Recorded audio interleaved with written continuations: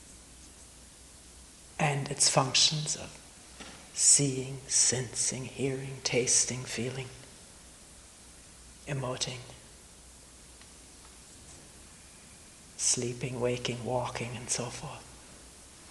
All of this can be done without needing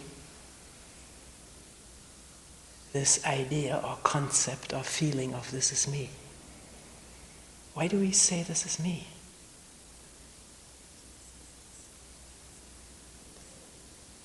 And can we question whether labeling this as me is in fact thought? Label associated with reactions, reactions associated with feelings.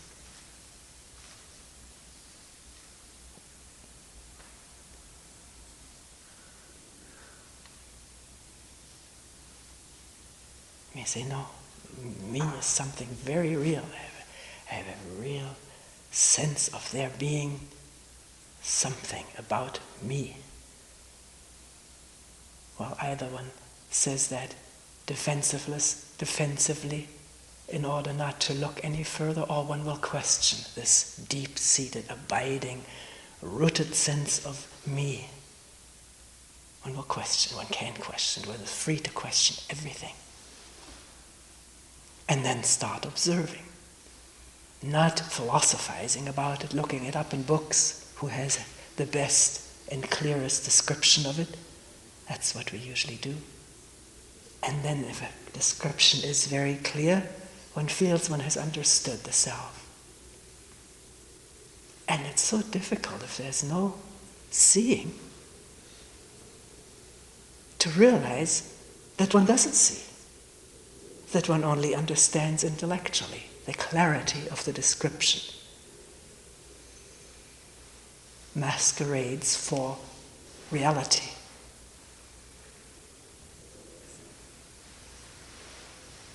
So if one will not be content with all that one has read and heard being said about what the me is, what the self is, no matter how clear it is, no matter how clearly one can tell it to others, if one will put all of that away on the shelf and begin to observe, alone and in relationship, self-image, seeing oneself or thinking of oneself as somebody, and the fate of that thought, the fate of that image in relationship, as it is, as one is criticized or flattered. These are always the most penetrating tests of something there that reacts with pain, hurt, anger, or pleasure. The feelings are physical, but what somebody said was a word. A word of criticism.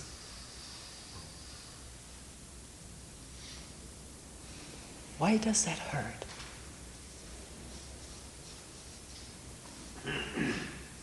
If it doesn't, one can't assume there's no self. The self may have protected itself. One may tune out criticism or deny. There are all kinds of defensive mechanisms. But we'll leave that aside because I think most people are very sensitive to criticism. Being put down, being offended, insulted, or hurt.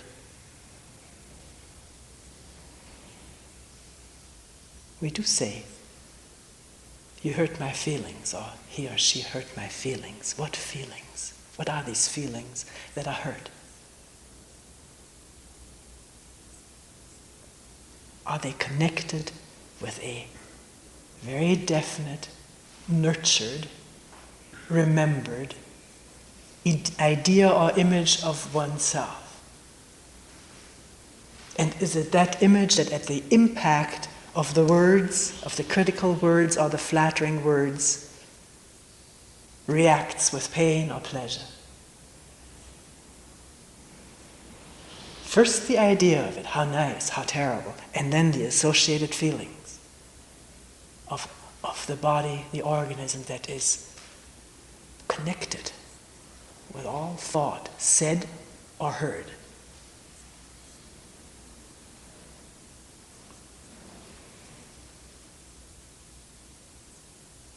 Is it possible to see that process, to really actually witness it as it happens?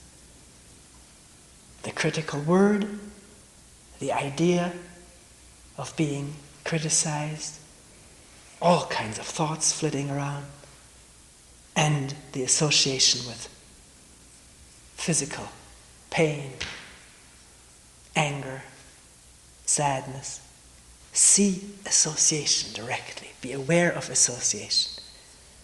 It happens very quickly, but it is detectable. Because awareness has no time. It isn't time bound. If it's there, it's there. And speed of association can be detected.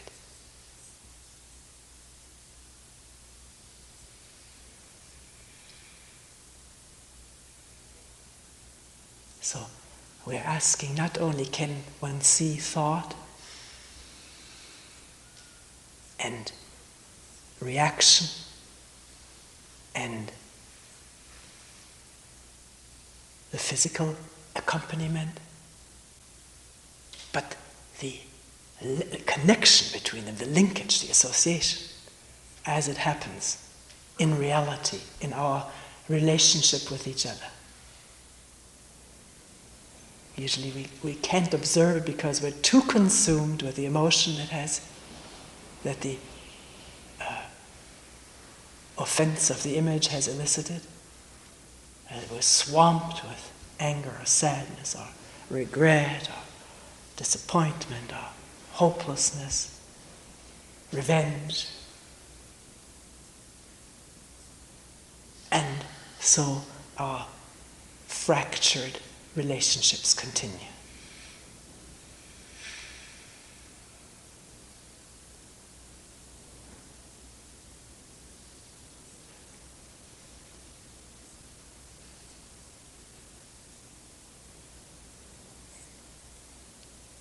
Almost would seem, wouldn't it, that the attention has to be there from the very beginning.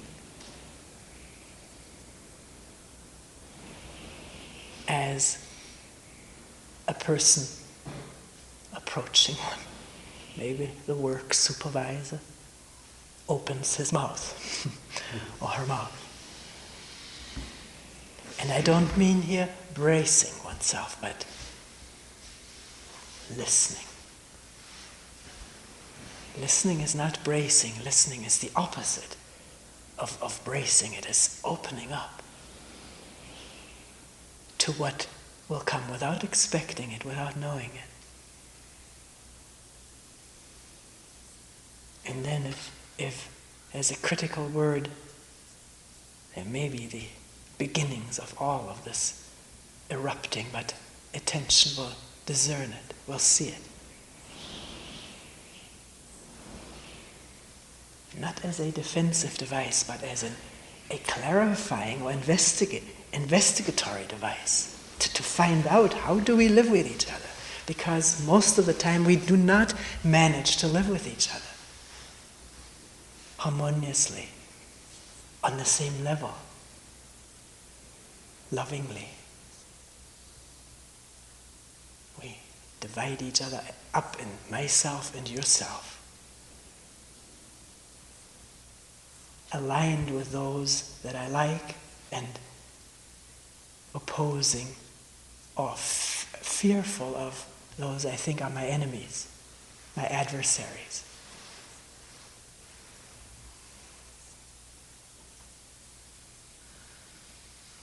enemy and adversary also being image. May have nothing to do with reality. It may be purely fictitious, that one thinks this person has it in for me, is opposed to me, wants to hurt me. Maybe a hurt has happened in the past, but today this person may not do this, or not even have any intention or disposition to do it. But I see him or her like that. So can one not only see self-image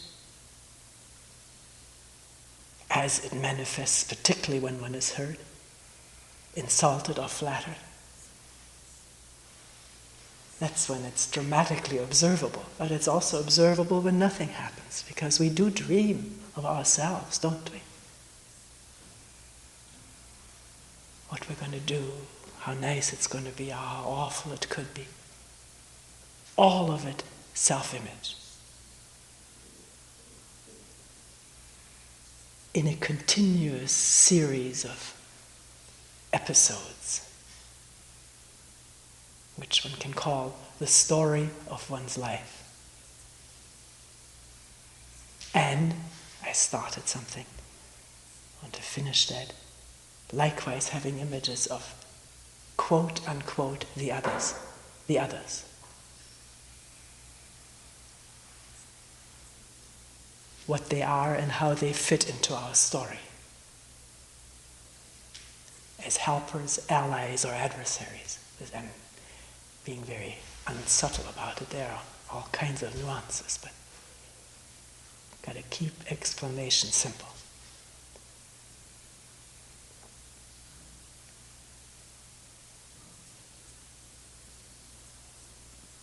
What is the self? This is what we were asking.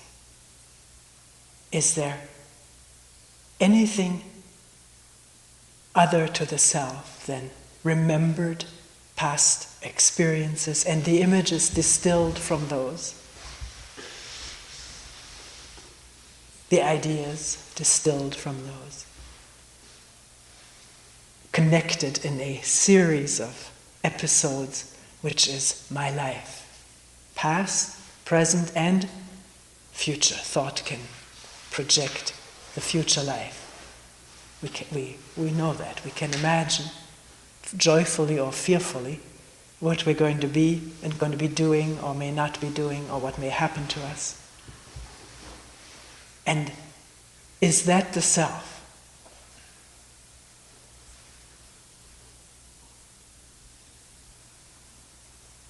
Imagining somehow that this resides in this body. What resides in this body is the capacity to remember, to think, to combine, and to project thoughts.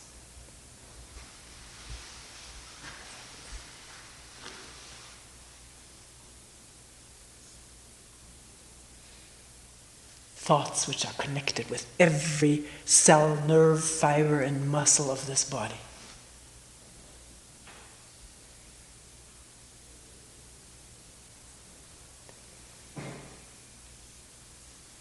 There's another element about this self, which is for each one of us to come upon, to test out, to verify, find out about, alone and together. There's another aspect to it, and that is attachment to it. Tremendous attachment to the story of our life, past, present, and future. I'm not talking right now of a case where one is so alienated from the story of one's life that one wants to end it. That is the reverse side of attachment. What is attachment? What is this attachment to oneself, to one's self-image? Even if it is a negative one will defend it. Put it forth in such a way, project it in such a way that it is confirmed. Yes, I am a klutz, or people don't like me. I see it again. What is this attachment?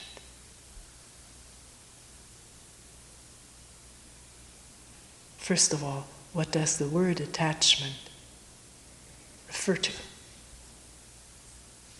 Does it refer to somehow or other bringing up in memory with considerable frequency the picture, image, and idea of oneself and of what one likes and fears, dwelling in that with frequency and duration?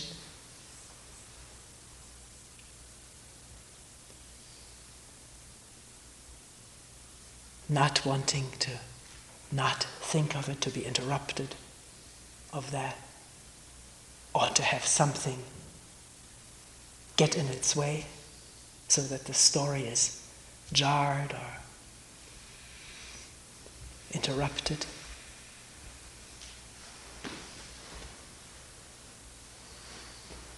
Is it clear that there is attachment to self-image?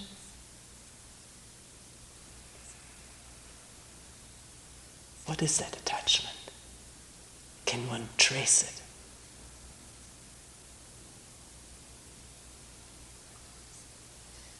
Find out.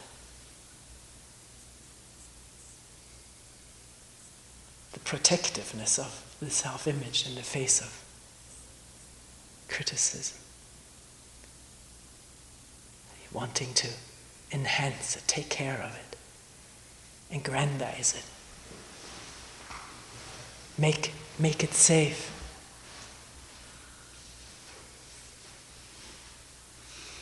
All in the imagination, and some of the imagination, of course, carried into action. Trying to do, actually, what one imagines will bring safety, security, improvement, aggrandizement, whatever, to this. To what? Is it just the self-image? Because the self-image is associated with the body.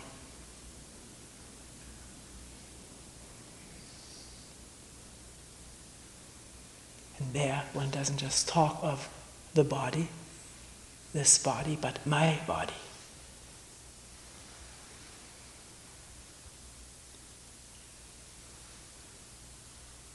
This feeling of ownership. Just as we talk about my children, as though we owned them. They were ours. If there is a real, strong, deeply seated, abiding conviction that this is my body, then who is the owner? What is the substance, the substance, the location of this owner?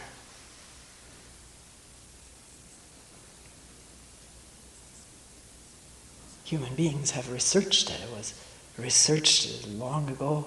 I don't know how long ago, but in the Middle Ages. Imagination was a little man, interestingly enough, a little man. Inside, who directed everything.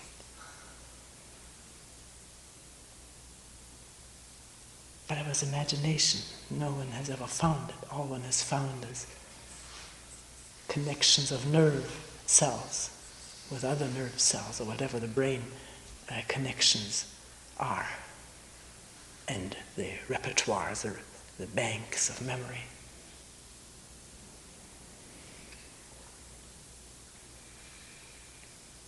So whose body is this?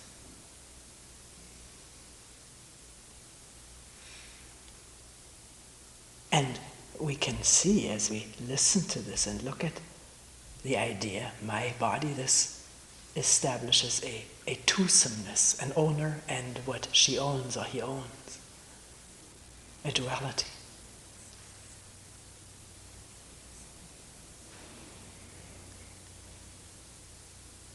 Is that again a thought, an idea, a feeling, an image?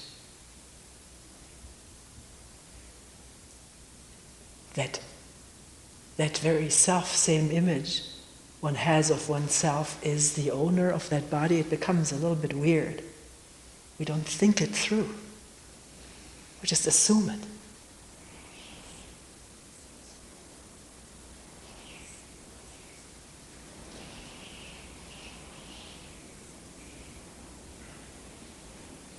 because we can imagine, and one does, the body getting older. Then the way it's put is, the way it is put is, I'm getting old, I'm going to get older. And then imagination getting going. What will I look like? I won't look so pretty, so young. I may get wrinkled and diseased. Imagination. It's a fact that we get older. But one continues in imagination the story of one's life. And in continuing it and painting it out in great detail for oneself, one scares oneself.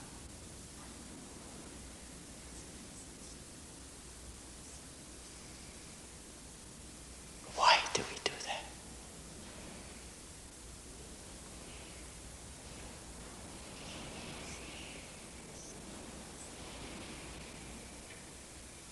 Why do we do that?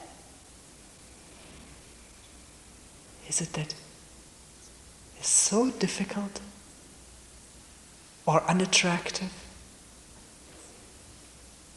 or remote to be with this now moment? It's not remote at all. It's the nearest thing there is. The only near thing, the only real thing there is this now moment. This moment now. But not the idea of it. Can you see that this can be an idea? It's in the air these days. Live in the here and now. Everybody says it. What does it mean? First of all, to put down the idea of living in the here and now.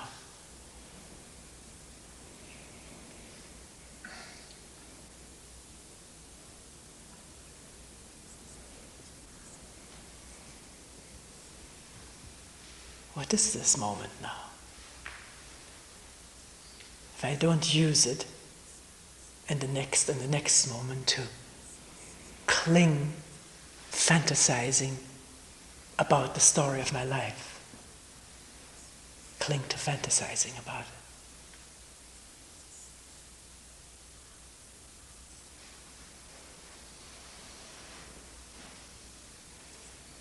You could say, well, what's wrong with it? What's wrong with thinking about what I will be, what I will do? Because we've already touched upon the fearful part of this kind of fantasy. We don't want that. We want the joyful one. We don't worry about a joyful fantasy, but it's the same process of thought and associated physical feelings of pleasure or discomfort. The same process of thought which brings either the pleasure or the pain, either the pleasure or the fear, anxiety. In addition, it's complete separation from what is actually happening, which we're not aware of while we're dreaming. Do you see that? Separation and alienation from what is actually going on here and in our relationship with each other, in our actual relationship, not in our fantasized or imagined relationship. Seeing people as images rather than listening to what they're doing and saying. And it is also an atrophying, or I don't know how to describe it, of this capacity to look without fantasy, openly, honestly. If that isn't exercised, I want to be careful in using this because it's not an exercise. But if that isn't used,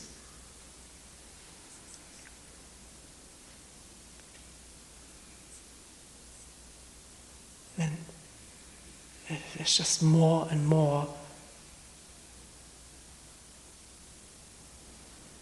of this brain activity.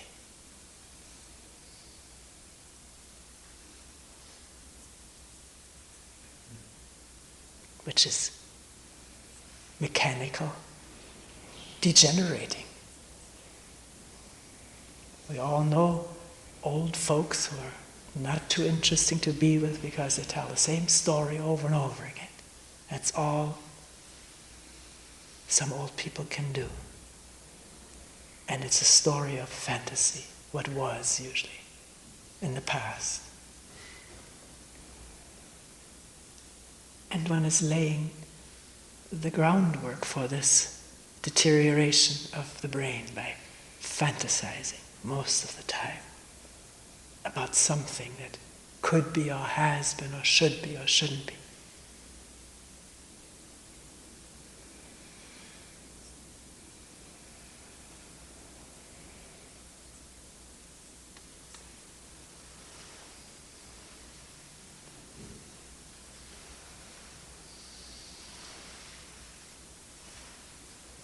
So with all of this, the question presents itself. Is it possible to look, listen, see, hear, feel without the domination of this system of self? This thought, image, emotion system of self.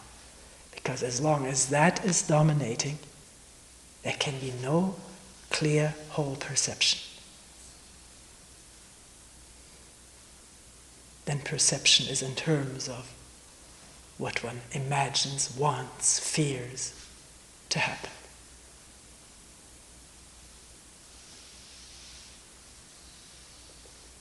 Can one see that? When the self-system is in operation, that vision is skewed, distorted, one-sided, channeled, anything but open, impartial, and clear.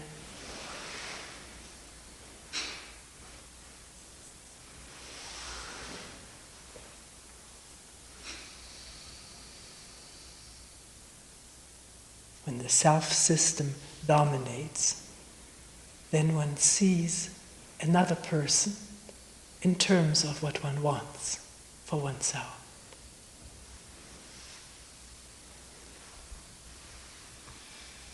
One may deceive oneself and think, I want this person to be happier.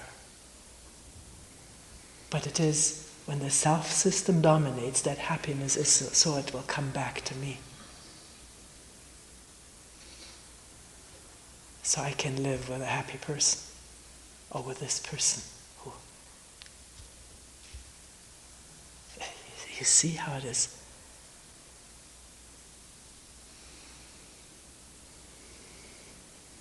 Confusing? When the self-system dominates, one cannot see the world or people as they are. One sees them in terms of self, what one wants for oneself. The self may be identified with some causes. This is what self does, thought, image does, to aggrandize itself, make itself feel more important or more secure, identify with something larger. And then one may feel, well, I'm not doing this for myself, I'm doing it for the good of my group or gang. But it's still a distorted, unreal perception of others and of the world in terms of what's good for what I'm identified with. It's utterly impossible to see anybody or anything clearly when that system dominates the brain, and with that the perceptive organs.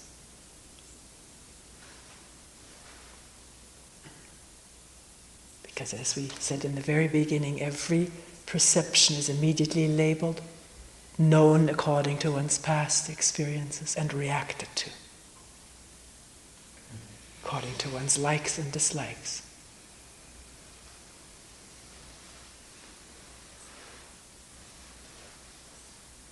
Not allowed to unfold freely and unintruded upon by any system.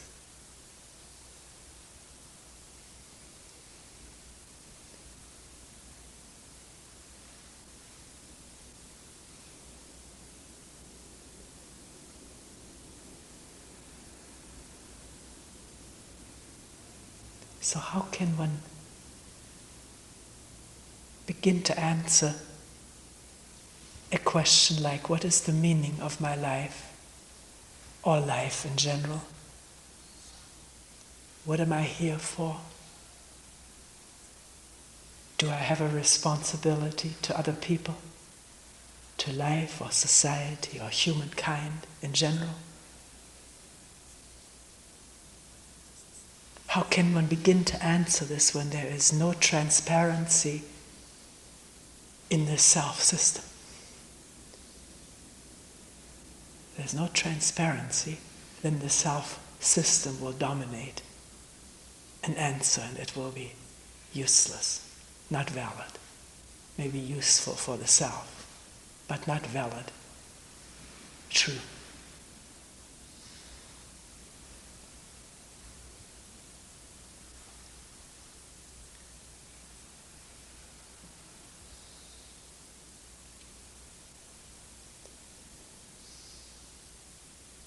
Is one asking, how can the self system be transparent?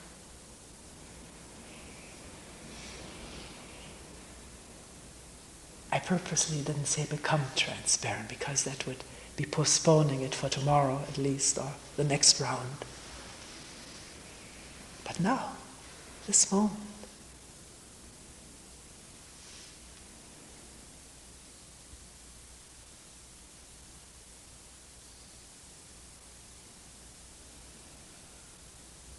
It's the amazing thing that our wanting and fearing and desiring and escaping can be seen. It's not that difficult. It can be detected, come upon like this.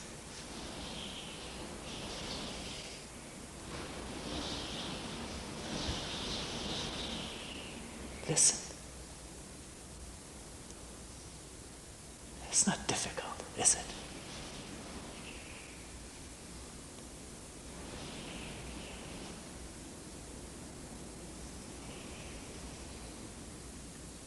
And does one see? Does the brain want to make its contribution to that? Labeling, explaining, wondering about the roof construction, if one is so inclined. Reacting against it because it interferes with listening. Oh, see, every moment, everything is clearly there, laid out for us to see.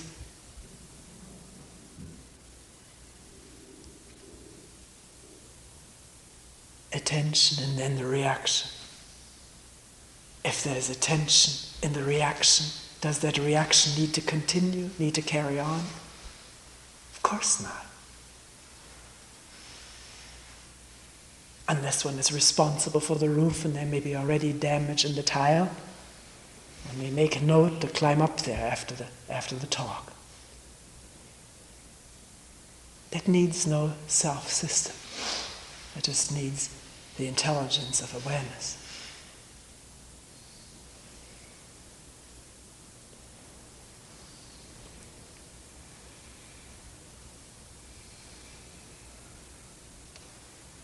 Can one see the attachment to the self?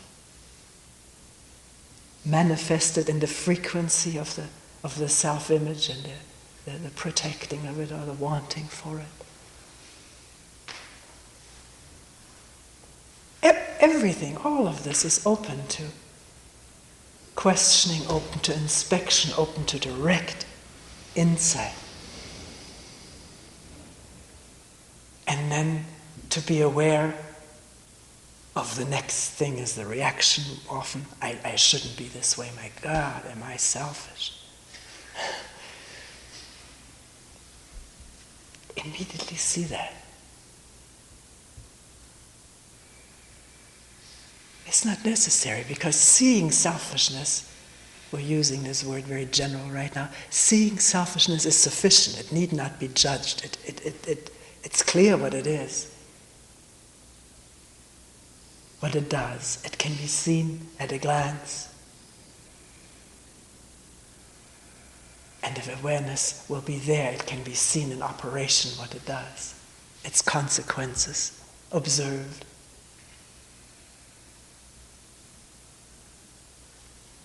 Without judgment. Judgment again distorts the vision, clouds it, fogs it up, darkens it. Judgment is part of the self system.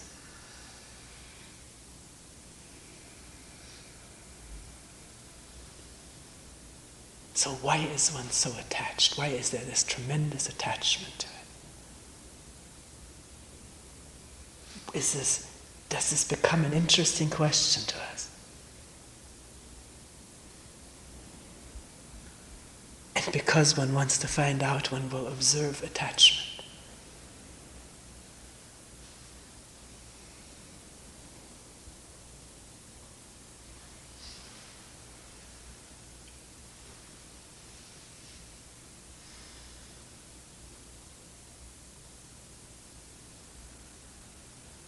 Maybe find out that it's not needed at all.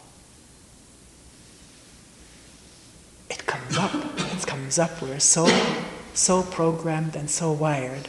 The whole wiring in the brain is self is wired in there. A lot of false connections, one could say.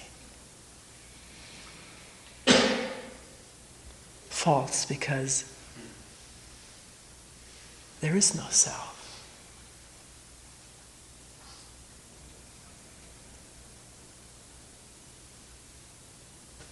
But connections in the brain are wired as though there was one, and therefore the brain can't see clearly. It has to be quiet.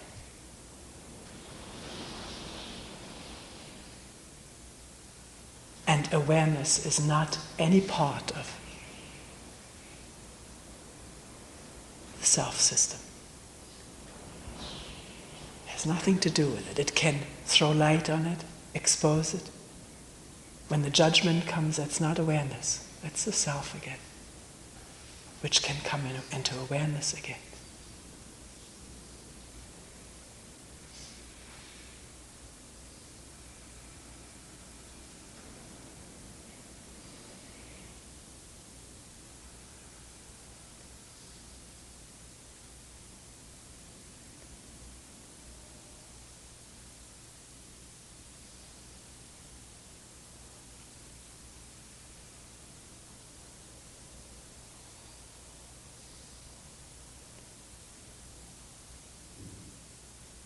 So when there's a moment of attention, no matter what transpired before,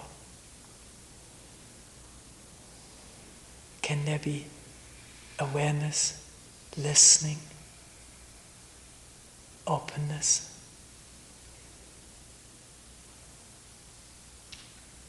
Not of something, awareness of this or that. Just allowing whatever is there to be there. Undividedly, non-judged. Non-accepted, non-rejected.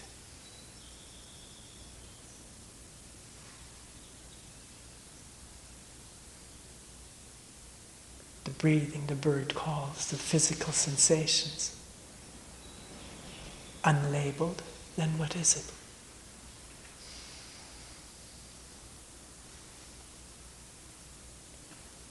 Unreacted to? Is it possible? then what is it? Then what is everything?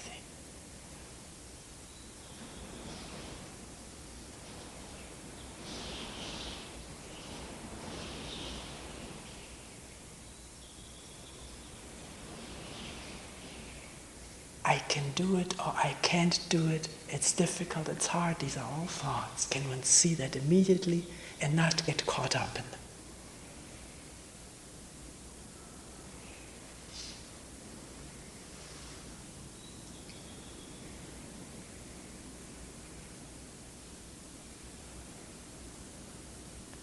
Just simple listening without knowing.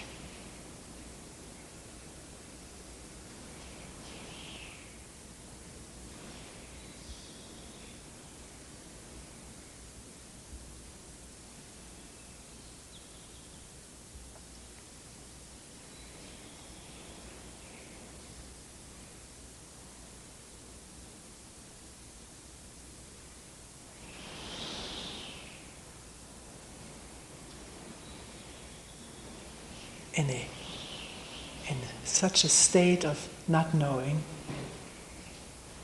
not dividing up,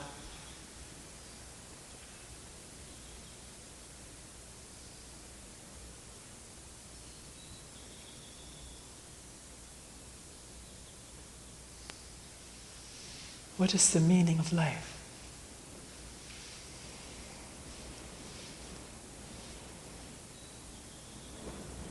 That question doesn't quite seem to fit, does it?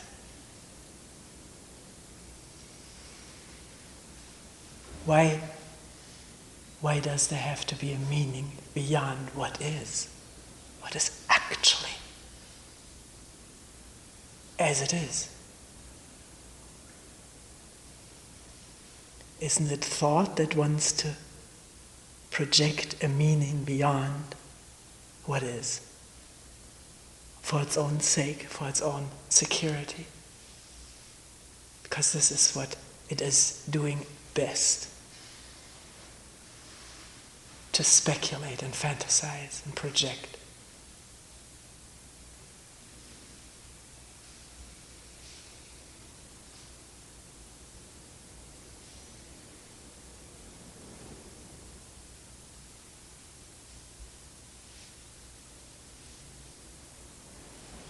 What's the meaning of a little green bud on a branch unfurling?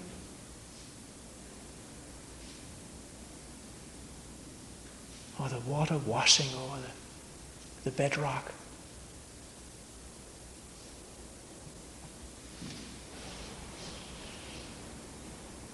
What's the meaning of the wind?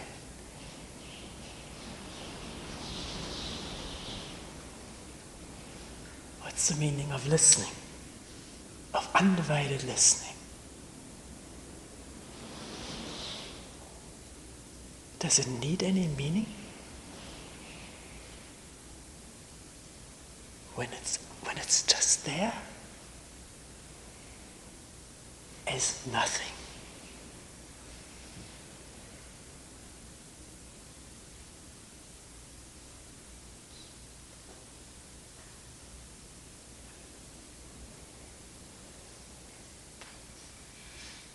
Nothing to be caught hold of, I mean.